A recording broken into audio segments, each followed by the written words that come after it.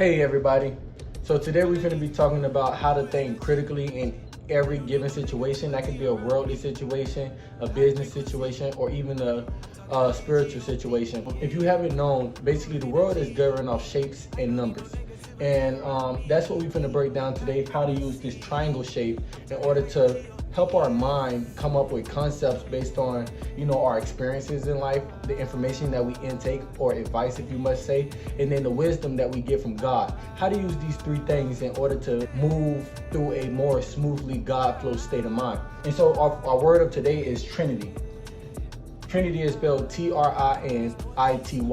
And basically they use Trinity in the Bible, inside athletics and sports, even inside, chakra, spirit. And then we also use Trinity in the everyday world life, the third dimension, right? 3 points. So basically in the Bible, in church or whatnot, if you ever went, we use Trinity as one, the God, the Father. That's the creator of all things. Second thing we use Trinity as is Son of the God.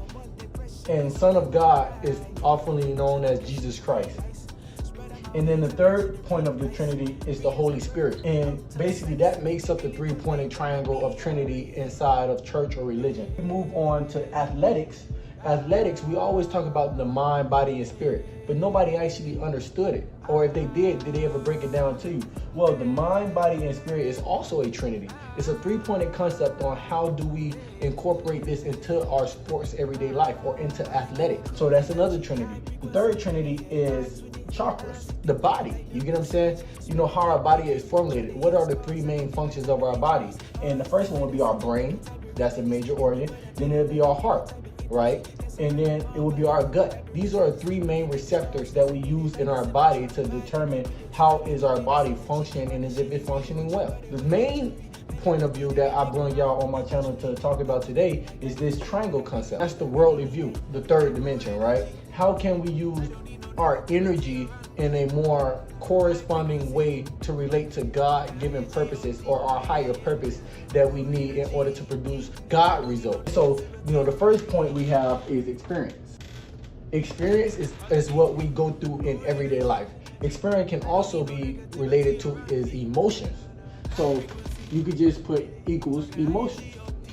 Everybody knows what emotions is. Half of us even react off per emotions. That's our first point. That's what actually gets us, as soon as we come out the womb, the first thing we know is what we see, what we hear. Our five senses is what we taught. And these emotions is what actually teaches us and guide us first. Yeah, we see our parents, but we see what our parents do. We don't know that a stove is hot until we touch that stove, and now we don't want to touch it no more. We don't know what a heartbreak is unless we see multiple people go through a heartbreak. And now when I experience what that person experienced, now I have a experience that's related to an emotion which I am feeling. But nobody tell me how to use this feeling and emotion to move on to the next point in life. We just continue to repeat, right? So the next point on the dot down here is information. Information is things that we intake, like advice. So we're going to say information equals advice. And advice can be given from a mentor, a parent, any guider who is basically telling you how to relate to your experiences. How can you use your emotions, make them give you better results into life? And so that's what information and advice come from. People trying to tell you how to use your emotions or how to experience better results. And then thirdly, the third point is your God-given advice. That spirit or tongue that speaks behind your thoughts and your mind. And that third point is always called wisdom, right? And wisdom can be related to God's tongue. I'ma always say it. Or we could just say Jesus' tongue. However, whoever you believe in, whatever you feel as where your faith holds in, it could be the universe, it could be God, it could be Jesus Christ. But that voice that speaks behind you, even if you're that God, even if you feel like you the one that looking down on you as a bird view, well, that wisdom is always God's tongue, young God. But, right? So, God's tongue. And you gotta remember, this wisdom comes to all of us. Wisdom comes in any shape and form. First, we have to experience life. I wish I could tell y'all that, you know, we got people out here experiencing life with us, but you was brought into this world by yourself and you experience a lot of things by yourself. You may co-experience things, but you experience it first for your eyes, through your eyes and through your wisdom. So here we have experience. And then once we experience life, you got to remember, you take your experience and always relate it to information, past information. You get what I'm saying? Your past tense. You get what I'm saying? Don't just use your emotions and hold your emotions in and stay in that one point. That's how you be condemned of worldly experiences. You're not of yourself. You're not being of your higher purpose. You're being stuck in a limbo state. In order to not be stuck in that limbo state or that emotional effect or trauma that's been put on you, you have to take your experiences and your emotion and take the information to relate to it. Because once you give, even the information that I'm giving you now, it's just information and advice. All I can do is tell you that this triangle that I'm giving you, this information and advice that I'm giving you, you must use it when you are experiencing things like this. Break it down in your head, break it down on a piece of paper, because information that you cannot use, you should not keep. And this information that I'm telling y'all to use on y'all experiences is only information that is key to your life, you know? And so basically, you take once you experience or have any emotion, like I'm angry, for example, say I'm angry. I take my anger and I listen to a mentor that probably done talk to me, you know, things that Jesus Christ done did in his walk of life. When people threw rocks at him and put him on the cross, was he angry at the world? How did he condemn the world? He did ask his father, you know, Father, why you have forsaken me? But then he gave his peace, he gave his regards. And before he left and ascended, he made sure that the Holy Spirit was put onto the whole world so that the believers who believe in him, you know, will abide and have that freedom from sin. And so what I'm taking is that information. You know, if I'm angry right now, well, I'm gonna do something that makes me more peaceful, make me more wanting to ascend to the next level, or give my grace unto what I have in life. And so that's how I use my anger and my information, you know, move me on from that emotional state to actually think about it from a bird's eye view, to correspond with my emotions, right? And then once I correspond with my emotions based on the information and the advice that I have been given through my fathers and my mothers, or the guiders that walked upon me, then I take that information and I move it to the wisdom. You get what I'm saying? The wisdom of God, the wisdom of God, right? No matter who you have faith in, right? So once you move that information to that wisdom is basically just telling you, hey, this is that point where Jesus said, this is already finished. I walked that path and it's already finished, right? And so that wisdom gives you that point of, hey, this is what you can do to basically make an end to the information that you're taking. I told you, if I'm angry, well, I'm gonna find grace to put my anger in, right? So if I'm angry at the way life is and the concept of who controlling life for me and how much money I have in my pocket, what the government is doing to me, right? That's what I have my anger at, right? So I'm taking that anger and I'm putting the information, well, how can I take that anger towards the government and my resources platter? And the information I have is I'm very skillful. I have trades. So I take my money problem that I have emotions to, and I put my skills and my trades, the information that I learned, and promote something better. And in order to promote something better with the information that I learned is that I have to use God's wisdom to where I need to detour that information to. And the only thing I know how to do is give back to my people, help the community.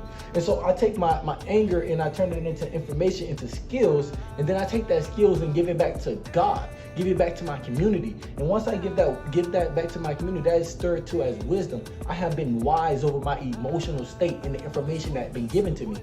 And so now that I have given back to my community and gained wisdom over my emotions, now I can take that wisdom and turn it back into an experience.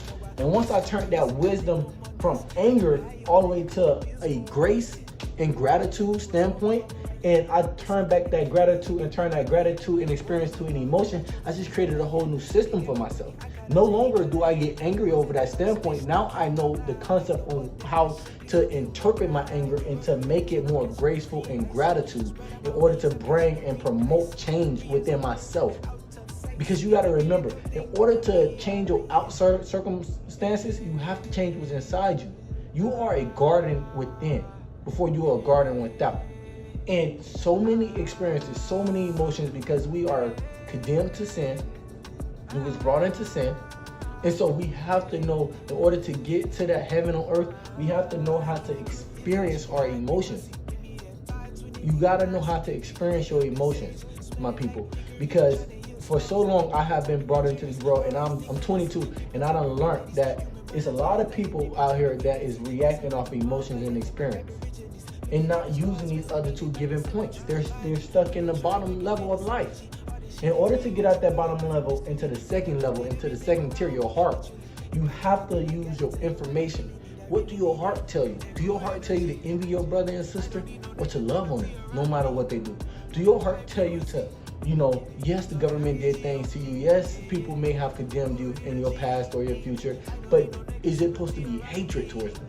Is your heart telling you to hate them? Or your heart telling you to do more things to promote better outcomes around you or around your people? You have to listen to your information, listen to your heart, listen to your mother, listen to your father, listen to your God. Have faith.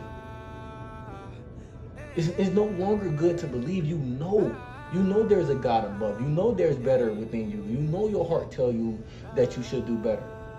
You know this. And so once you know, you got to do better.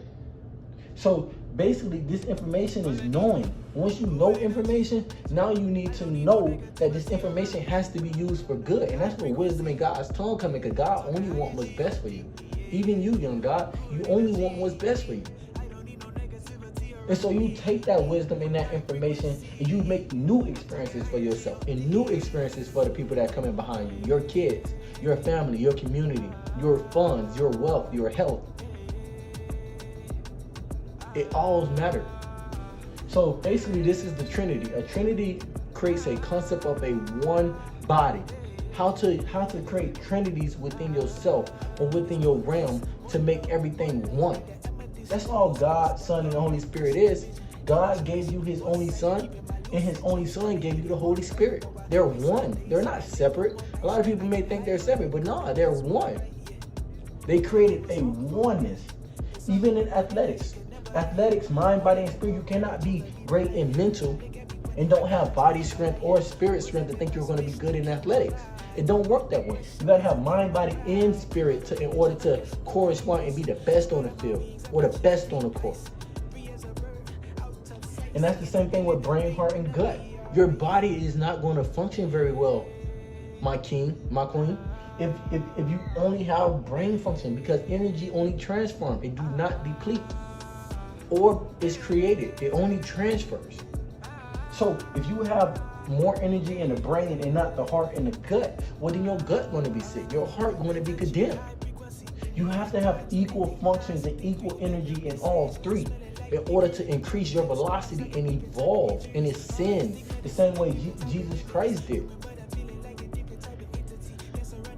And that's the same thing with this triangle concept. I just showed you how to create a oneness. This is one. 3 points make one. It can be. The whole world is governed off numbers and shapes. And from here on out, I'll be bringing up on this channel more numbers and shape, how to govern your life, how to use numbers and shape to correspond with your life, to produce godly results, how to stay in the flow, how to stay healthy, how to bring wealth upon your life. It's good to experience ill emotions because that's where we come from. Always understand where you come from. But you're going to better. You deserve better. You do not deserve a condemned heart. You do not deserve a limbo state brain or limbo state mind. You do not deserve a ill gut. You want to be healthy. You are from health. You are from wealth, my king and queen, my goddess and God. You are. And from here on out, you must treat yourself like it. Now that you know, you must respond to it. You must implement this in your life. In much love and grace and gratitude. Peace.